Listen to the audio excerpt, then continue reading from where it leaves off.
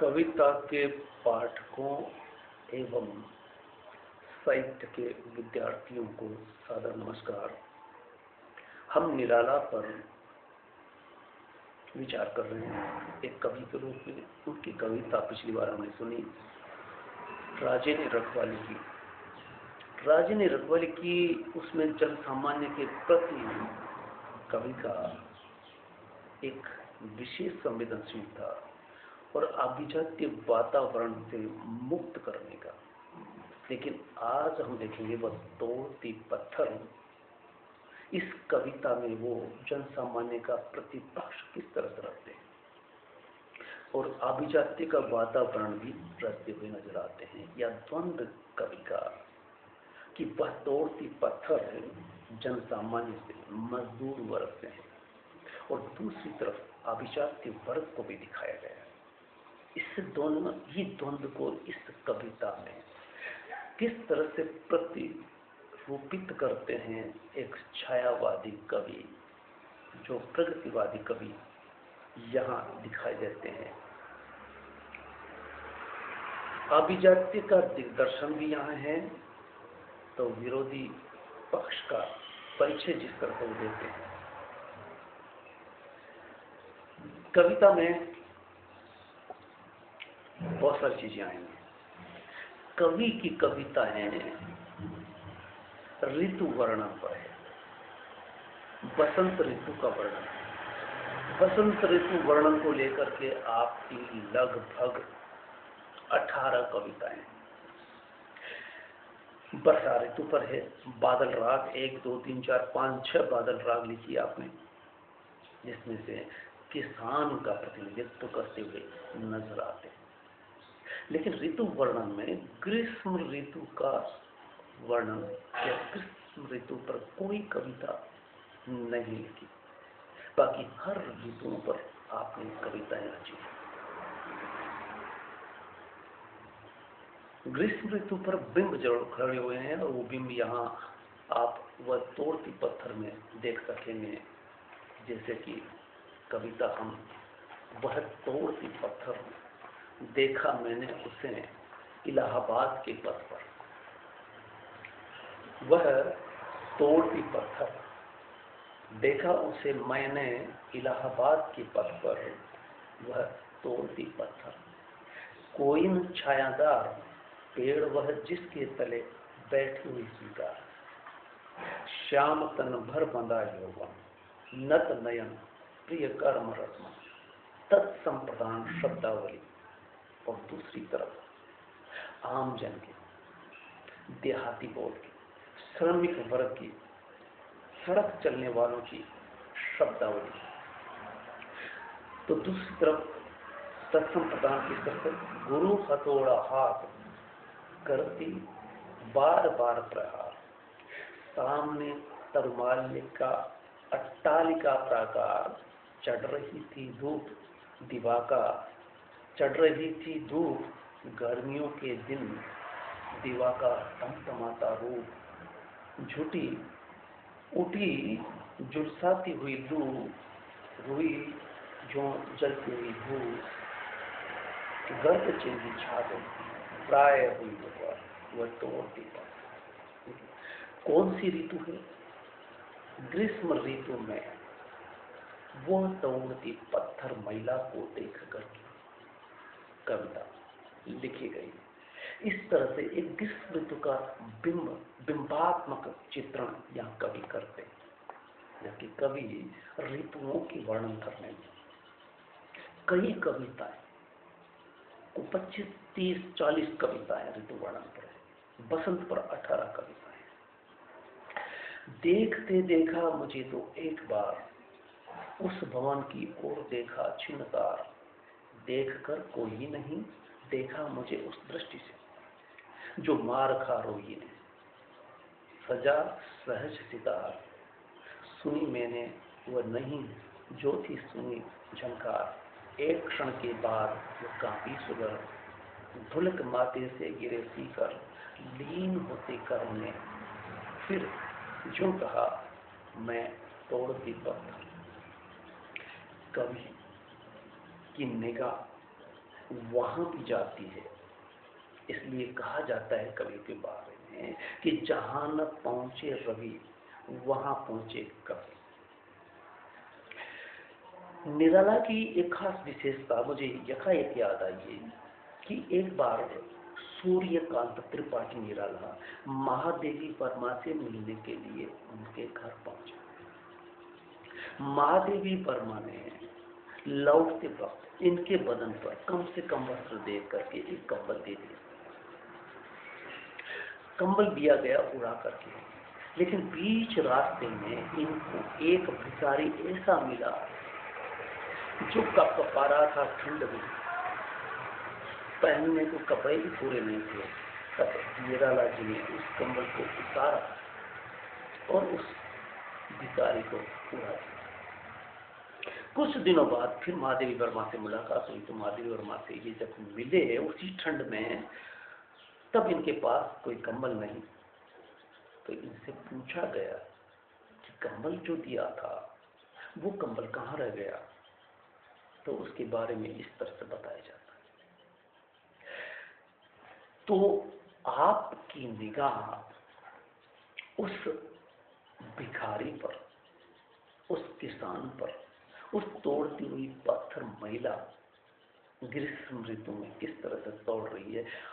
कवि बड़ी संवेदनशीलता के साथ निगाह उस पर डालते। वह तोड़ती पत्थर कौन सी महिला है? वो महिला जो सड़क के किनारे पत्थर तोड़ रही होती है। हम भी कई बार गुजरते हैं, सड़क से गुजर ही जाते हैं, लेकिन हम कदापि नहीं देखते कि अगल बगल में कौन क्या कर रहा है और किन हालातों में कर रहा है। लेकिन कवि जैसे ऐसा एक चित्र खड़ा किया गया है कि महिला काम कर रही है और वहीं कवि खड़े हैं। और यहाँ दूसरी विशेषता यह है कि महिला एक भी शब्द नहीं बोलती, महिला अपना काम कर रही है। कवि ही महिला की तरफ से अपने उद्गार व्यक्त कर रहे हैं, जैसे महिला के अंदर पेट कर गए हो, महिला के अंदर प्रवेश कर गए हो। वो महिला कवि के जुबान से यहाँ व्यक्त हो रही है। वह तोड़ती पत्थर कौन महिला है? वो श्रमिक महिला जो पत्थर तोड़ रही है। कहाँ? रोड पर। ऋतु कौन सी है? ग्रीष्म ऋतु। ग्रीष्म ऋतु के बारे में पूरा चित्रण यहाँ किया गया है, जिसके बारे में हम बात करेंगे। और वो रास्ता भी वो था, देखा मैंने उसे इलाहाबाद के पथ पर। वो रास्ता था जो इलाहाबाद जाता, यानी ऐसा मुख्य रास्ता जहां पर नेता, ब्यूरोक्रेट, अधिकारी सभी गुजरते हैं।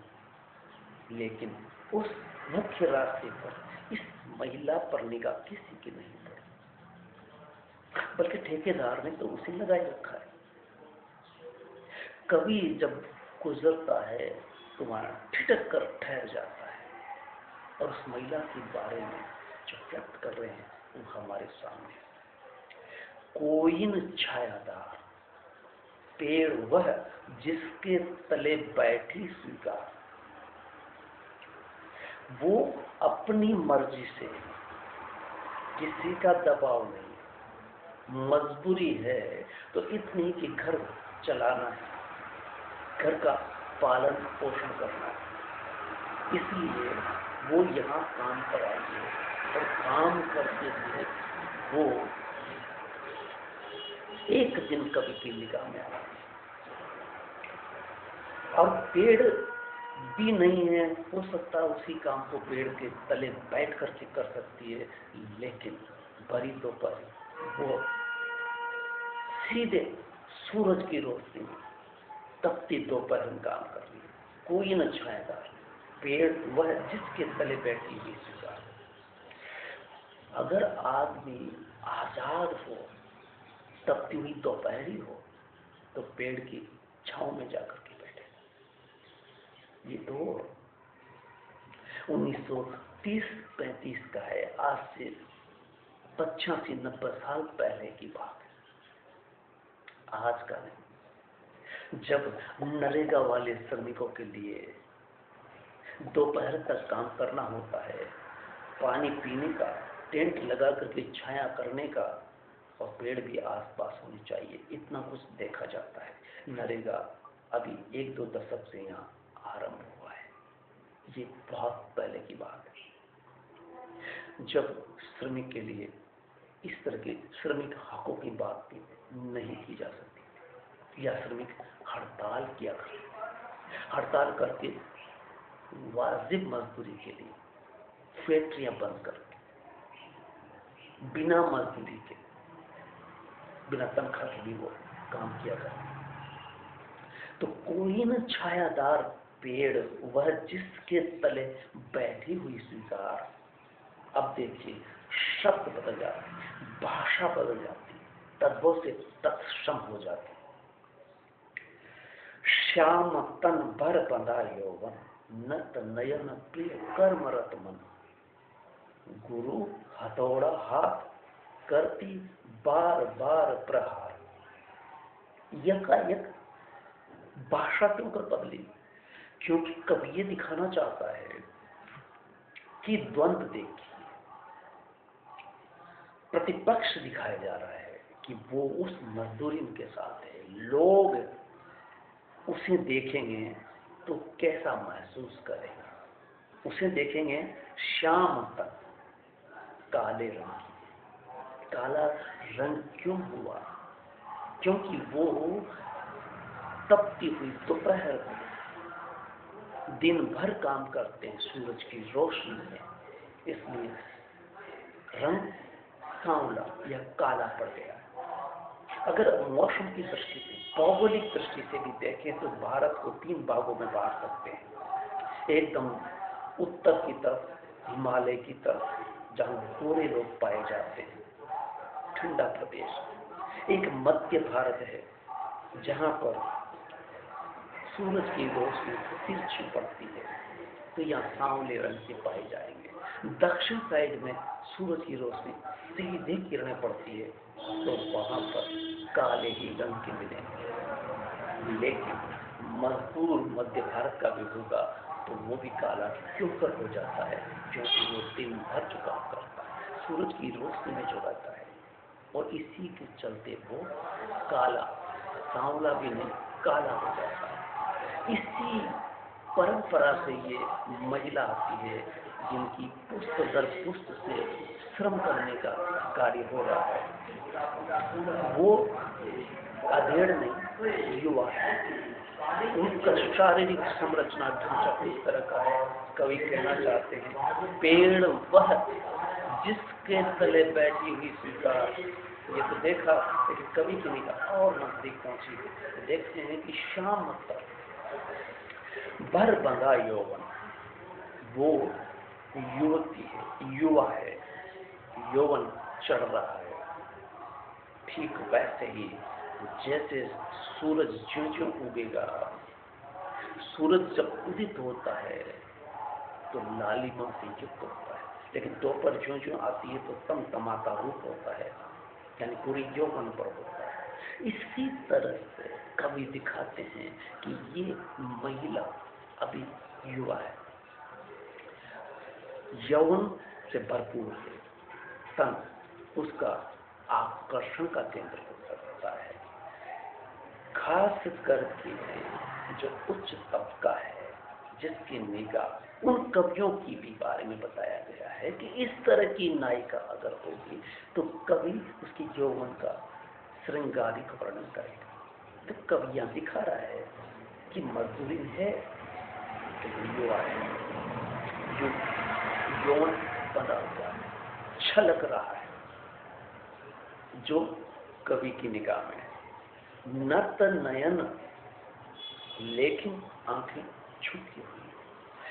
सड़क से कौन गुजर रहा है, किस तरह का व्यक्ति है, उस पर उसकी निगाह नहीं, वो अपना काम कर रही है। कवि दूर खड़ा होकर के उसे देख भी रहा है, या राह चलता कोई गुजर रहा है, उससे उसका कोई सरोकार नहीं। वो अपना काम दत्तचित होकर कर्तव्य परायण पूजा भाव से,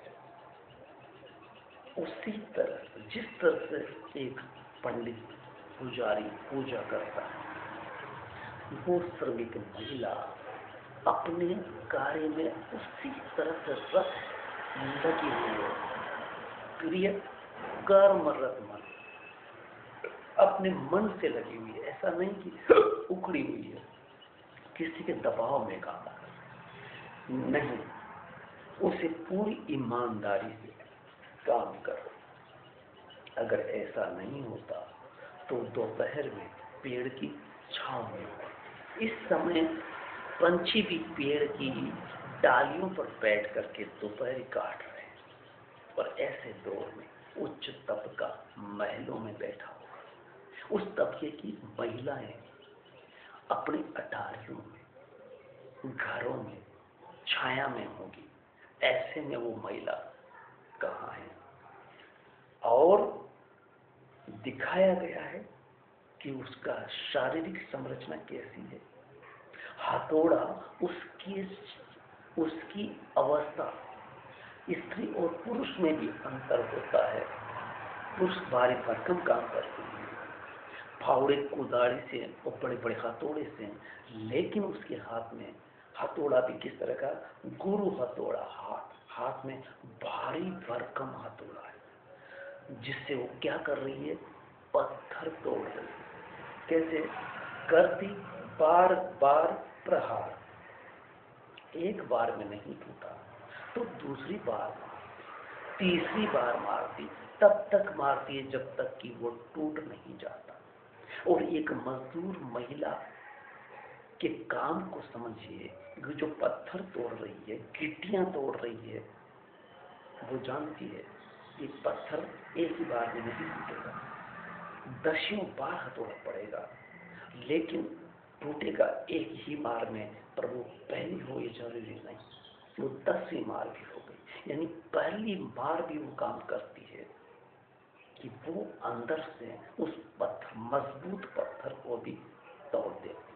ये तोड़ने का किस तरफ इशारा है, इस पर हम थोड़ी देर बाद आते हैं। फिर स्थिति का वर्णन किया है और बताया कि चढ़ रही थी धूप, दीवा गर्मियों के दिन धूप चढ़ रही थी, दोपहरी आ रही थी, सूरज आसमान में अब बाल रूप में नहीं रह गया, तो युवा रूप में आ गया है। एक तरह से रौद्र रूप दिखा रहा है। दोपहर थी, गर्मियों के दिन थे, दिवा का टमटमाता रूप, टमटमाहट, यानी गुस्से में जिस तरह का आदमी टमटमा उठता है, उसी तरह से वो गर्मी की दोपहर क्या करती है? वो उठी झुलसाती हुई लू, और लू इस तरह से चली कि जैसे झुलसा देने वाली हो। किस तरह से उसका भी चित्रण कवि करता है। रुई ज्यों जलती हुई फूल, अगर नंगे पैर जमीन पर पड़ जाए तो पैर की चमड़ी भी जल सकती है। रुई जिस तरह से जलती है गर्मी से, पूरी रुई का ढेर अगर एक भी चिंगारी हो तो जल करके राख हो सकती है। इस तरह से जमीन पर जो घास पात है वो भी सूख करके मुड़ जाते हैं, और इस तरह से हुए कि एक चिंगारी मात्र से वो कचरा जल करके राख हो सकता है। रुई जो जलती हुई वो जमीन इस तरह से जल रही है। जमीन पर जो अवशेष है, जो हरे भरे दिखाई देते हैं बसंत के बाद, बसंत से पहले जो पतझड़ आता है, इसके बाद बसंत आता है, जो ग्रीष्म आती है, तो पेड़ों के पत्ते भी, कई पेड़ों के पत्ते झुलसने लगते हैं। तभी कहा है कि रुई की तरह ये जमीन जल रही है। गर्द जिंदगी छा गई, और जब दोपहर होने लगी और साथ में हवा भी चलने लगी, जिसे लू चलना कहते हैं। और अगर हम दोपहर बिना सावधानी के घर से बाहर निकल जाए तो लू लग सकती है, और लू लगेगी तो क्या होगा? बुखार है। ये सब होने के अंदेशे रहते हैं। इसलिए जिले का कलेक्टर ये सूचना प्रसारित करता है इन दिनों में कि कोई भी व्यक्ति बेवजह घर से बाहर न निकले, और अगर निकले तो सावधानी से निकले, पानी पी कर के निकले, सिर को बांध कर के निकले। ऐसी सूरत में, ऐसी गर्मी के दिनों में, ऐसी दोपहर में वो महिला अपना काम कर रही है। कभी ये कहना चाहता है, गर्द जिंदगी छा गई और जब हवा चली तो ऐसा लगता है कि जैसे शरीर पर चिंगारियां रूकी शरीर पर ऐसे लग रही है और सारे वातावरण में उस चिंगारियां छा गई है। अगर रुई भी हो तो जल करके राख हो सकती है। प्रायः ये दोपहर, और वो वक्त है अब दोपहर भी होने वाली है। तब हर कोई घर का रास्ता घर में बंद होना चाहिए। कभी ये बताना चाहेंगे, प्राय हुई दोपहर वह तोड़ती पत्थर, फिर भी वो पत्थर तोड़ रही है। देखते देखा मुझे तो एक बार, और ताज्जुब की बात है कि कब से कभी उसे देख रहा है, कभी देख रहा है उसे ये पता नहीं, क्योंकि वो अपना काम कर रहा है। देखने वाले उसे देख करके गुजर जा रहे हैं, और उसे देख करके उसके यौवन को देखने वाले भी देख रहे हैं। कभी जब उसका भर बंधा यौवन को चित्रण करते हैं, देखते देखा मुझे तो एक बार, हाँ उसने निगाह उठा करके जरूर देख लिया था कि कोई है जो मुझ पर निगाह रख रहा है, और उस पर ज्यादा गौर इसलिए नहीं किया कि ये रोज का काम है। जो भी गुजरता है उसे देखता है, उससे देखता है, उसके यौवन को देखता है, क्योंकि यौवन उसका जवानी भरपूर है, छलक रहा है। वो मटका जिस तरह से उस भवन की ओर देखा चिंता, कभी यहाँ ये दिखाना चाहता है कि वो मजदूरी ये तो समझ गई है कि ये वो आदमी नहीं है जो रोज गुजरते हैं मुझे सिर्फ उस निगाह से देखते हैं, खा जाने वाली निगाह, भोगने वाली निगाह से। यौवन को भौरा जिस तरह से फूल पर मंडराता है, उसी तरह से लोग भौरे की तरह उस पर मंडराते हुए गुजरते हैं, देखते हुए इस निगाह से। लेकिन ये निगाह वो नहीं, शायद ये देखना चाहता है कि इस दौर में भी, इस दोपहर में भी ये महिला क्या कर रही है, क्यों कर रही है। शायद उसके मन में वो पीड़ा है, वो करुणा है, उस करुणा का भान उसे होता है। तो शायद जैसे वो बता रही हो कि कभी ये पूछना चाहता है कि तुम क्या कर रही है, क्यों कर रही हो। तो इसके तरफ वो बोलने के बजाय इशारे से बताई है कि उस भवन की ओर देखा चिन्हदार, भवन की तरफ निगाह उठाई और लगातार टकटकी लगा करके उसे देखती हुई घड़ी पर, और देखकर कोई नहीं, देखा मुझे उस दृष्टि से, मेरे को इस दृष्टि से देखा कि जैसे उसके साथ कोई नहीं, कभी है और कभी ये पूछना चाह रहा है, उसकी स्थिति को जानना चाह रहा है। तो उस भवन की तरफ देखा, और भवन में रहने वालों और उसकी स्थिति दोनों को आंखों ही आंखों में बयां कर देती है। और इस तरह से कवि की तरफ देखा जैसे कि मार उस पर पड़ रही है दोपहर की, काम वो कर रही है दोपहर में, उसके हालात ऐसे है जैसे कि मार भी पड़े और कोई भी नहीं। इस दृष्टि से उसकी आंखों में जो भाव है, कभी पढ़ रहा है, कभी बयां कर रहा है उस एहसास को जो उस मजदूरी के अंदर उठ रही है। कभी कहना चाहता है कि वो इस तरह से देखती है, देखा मुझे एक बार, और एक बार में जो देखा उसमें कभी ने उस भाव को पढ़ लिया जो मार खा रही नहीं, इस अंदाज में, इस एहसास के साथ देखा गया। और कभी देख करके क्या देखता है, सजा सहज सितार, सुनी मैंने वो नहीं ज्योति सुनी झंकार। एक संगीत बजाने वाला जो संगीत बजाता है तो धुन निकलती है, और धुन सुनकर के लोग वाह वाह करते थे।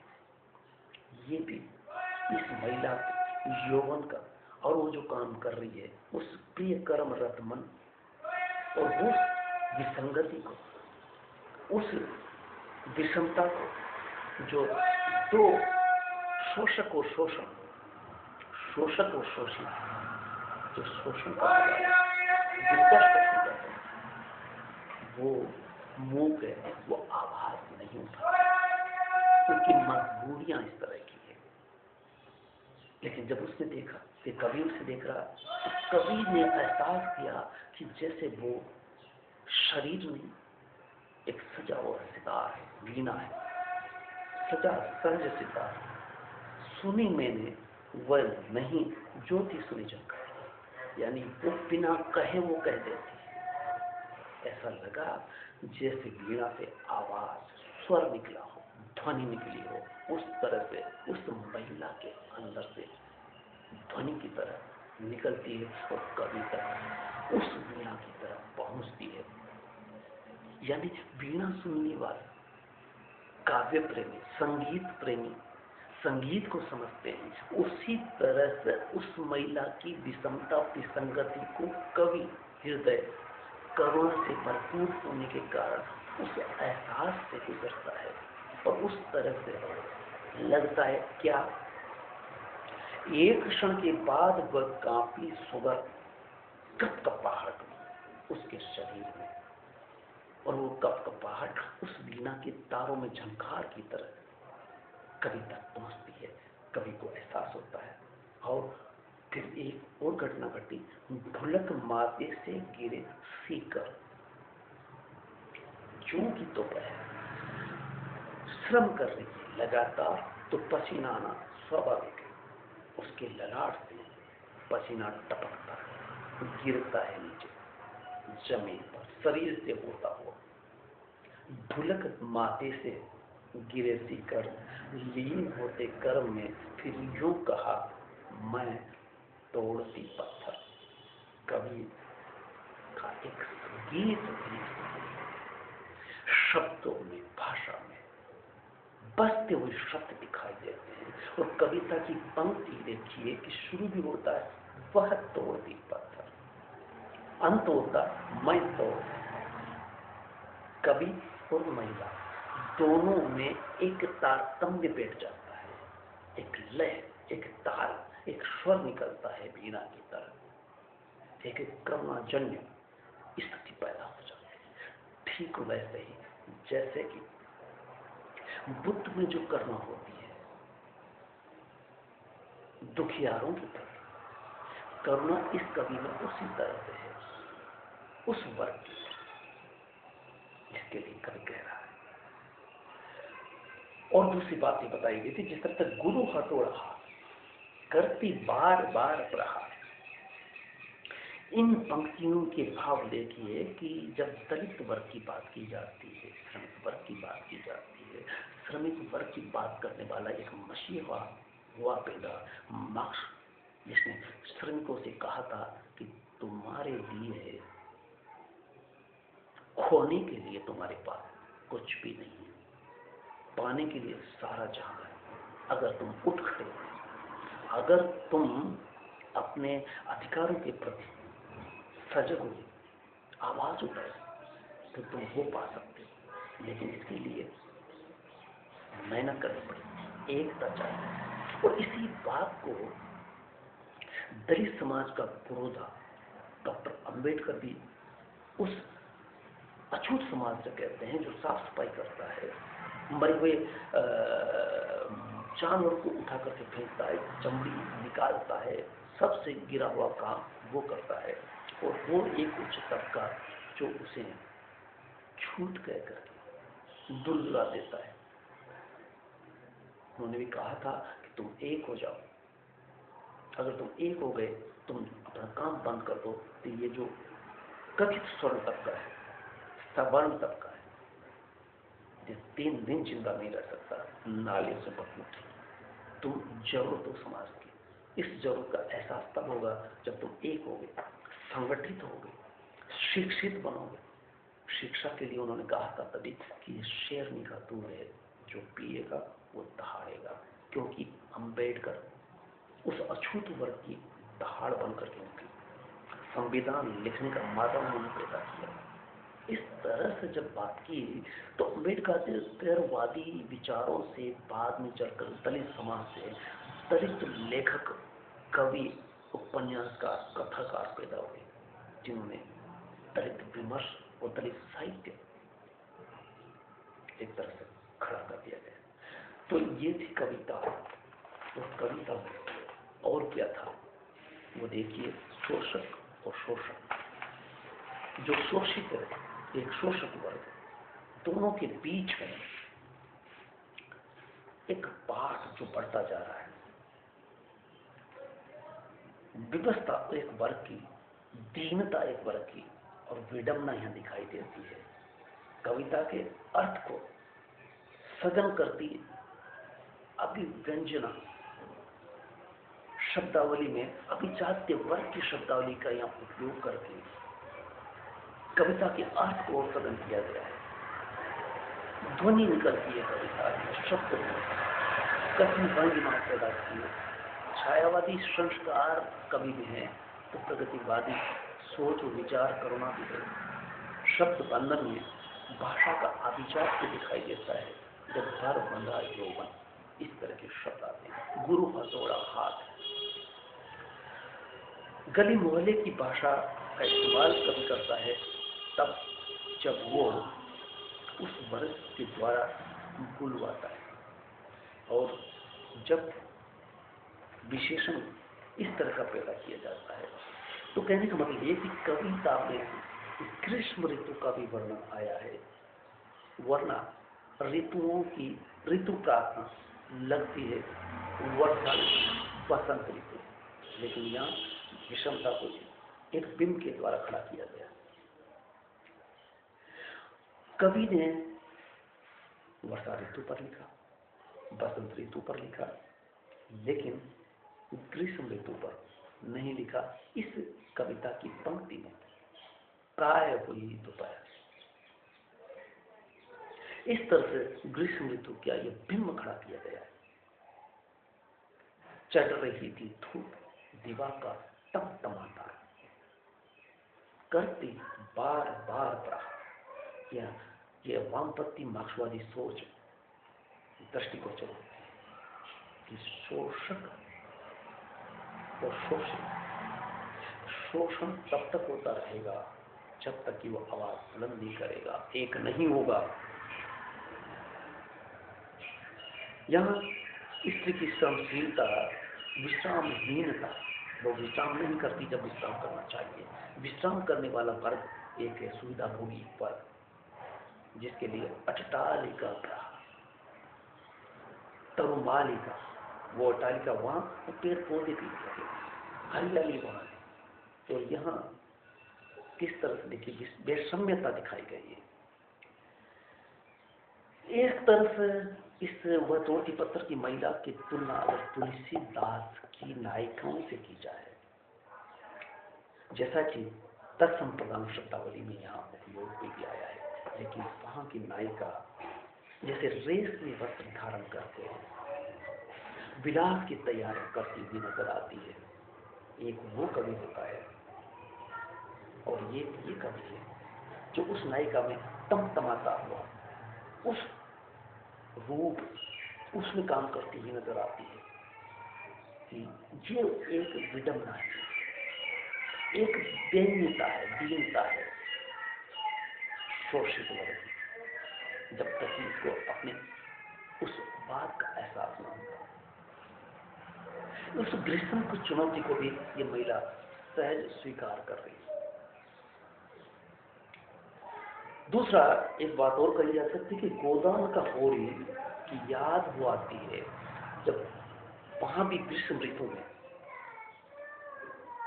सड़क पर काम कर रहा होता है। वस्तुओं की पत्थर की महिला भी सड़क पर काम कर रही है, गिट्टी तोड़ रही है।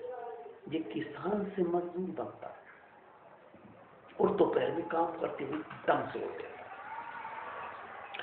दोनों स्थिति देखिए कि ये बात गोदान का कवि भी उसी दौर में लिख रहा था गद्य की भाषा में, तो यहाँ कविता में निराला एक प्रतिवादी सोच के तहत मार्क्सिस्ट दृष्टि से, ऐतिहासिक दृष्टिकोण से कविता पेश करती है। तो ये एक छायावादी कवियों में छायावादी रुझान भी कविता में दिखाई देता है। तो शब्दावली में आप जातीय शब्दावली का भी उपयोग हुआ है। तो दूसरी तरफ सड़क पर चलते लोग, मजदूरी करते लोग, उस शब्दावली का भी उपयोग या दोनों भाषाओं का उपयोग किया गया है। इस तरह से हम देख सकते हैं कि आप राजे रखवाली की या फिर वह तोड़ती पत्थर, भिक्षुक, विधवा, इस तरह की कविताएं कवि की है। जब कवि राजे ने रखवाली की जैसी कविता लिख पाते हैं, ये प्रतिवादी सोच दृष्टिगोचर होती है। प्रिय विद्यार्थियों, ये कविता कैसी लगी? अगर ठीक लगी है तो इसे आगे बढ़ाएं, मनन करें। कविता के माध्यम से कवि की संवेदनशीलता और कवि